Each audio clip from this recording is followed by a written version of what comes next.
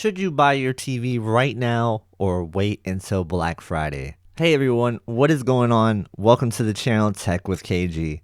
So this is one of the questions that we answered on my live stream with Stop The Fomo and Keep It Classy Tech. I'll also be going over some of the other questions that I felt were beneficial for other people to have in this video. So make sure you guys check out these streams when they do happen every week if you have the time to, and ask your questions there if you have any questions. It's the best way to do it. These live streams are something new that I'm trying to do. I'm hoping to do one a week every Friday at 4 p.m. Pacific time. If anything changes, I'll let you guys know. And let's get into some of these questions. And the first question is, should you wait until Black Friday to buy a TV, or should you just buy now? What do you think, FOMO? So here's the thing: is if you need a TV now, like your TV broke, well, it is what it is. You get the best price you can, because let's just look at the worst case scenario. The best Black Friday price on this year's TV, any current TV, maybe an extra 10%, 15% off. So let's say right now your LG C1 is like 2100, right? Something around there. Black Friday, okay, maybe it's 1850. Maybe 18, you're saving 300, but that's 3 months, 4 months you won't be watching a TV to save $300. I'm not saying it's nothing, but it's not worth it for me. But and even the El Cheapo TVs, let's say your budget TCL 4 series 55 inch is like 400 something. On Black Friday, you're saving another 50 bucks. So it's nice to have if it's convenient for you, and it's maybe only a week away. But if you really need a TV, the good thing is all the big reductions have already happened on Prime Day, or before Prime Day even, right? We saw it go from 2,500 to 24, 23. Now it's at 21. And I think that's where it's going to be for a bit. And yeah, so I don't personally, I don't wait until Black Friday because I need my TVs now. And this is even before I had my own channel. I use Costco as my measure. You know, Costco is a great price. Even on Black Friday, it's not going to be that much cheaper. Now, if you're talking like the 85-inch TVs, okay, you might be able to save 500 bucks. That's a lot of money. But a 65, 55, even 50-inch TV, yeah, I wouldn't wait unless it's a Sony X90J. I think that one's going to drop to about $1,000 in Black Friday. I really think so. Yeah. I like what you said yesterday, how you said you should have a set price in mind. And I think that's just like the greatest mindset to have when you're buying a TV. Is you just have a set price in mind. Keep note of all the prices that you've seen.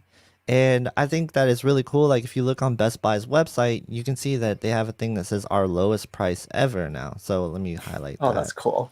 Yeah. So if you see, you can see it say our lowest price ever. So now you know when it's going to be at its lowest price that it's ever been at. So finally, we have the real competitor to the QN90A.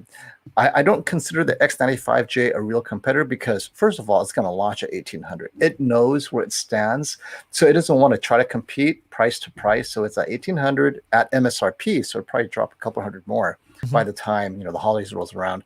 But short of the X95J, there wasn't anything really this year non-OLED that would compete with the QN98. But now we have the QNED 90. I'm waiting to get from Robert the actual dimming zones for the 65-inch. Now, a lot of people are banning about 2,500 dimming zones, but we know that's probably the 85-inch. But you can't tell if you read some of these initial previews where they're saying, oh, they're saying 2,500 dimming zones, but I believe that's limited to the 85-inch. The question is, what's the 65-inch?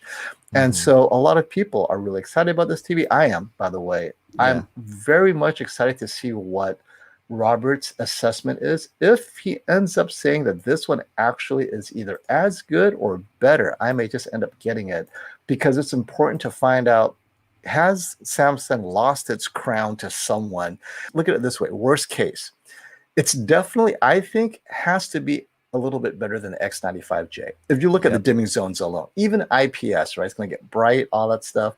So, and it's priced right between the X95J and the QN90A. Right.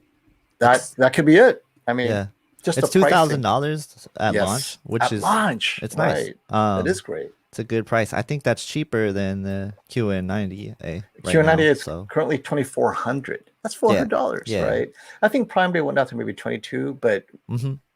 this is at launch. I am very certain that the QNED will drop by another 1 to 200 at least by Black Friday. Probably 200, right? By Yeah, Black Friday. the early price was like 2,200, and that was like last month. So to see it now down to 2,000 before it even launches is pretty And interesting. who knows? Maybe the Sony X95J will drop another 100. Oh my God, the QNED Yeah, 90 is at 2,000. Who's going to buy the X95J now? right. So as that goes down, they're going to press down the X90J because then, like, wait, no, why should I get the X90J? I'll just get the X95J. So this is Yeah, really good news all around for people looking for a QLED option, right? for sure. And we got a question here from CL Audio. He said, I returned the UAG due to the HDR clipping, blowing out the whites, and gaming with the inverse ghosting that he experienced. He games more than he watches content.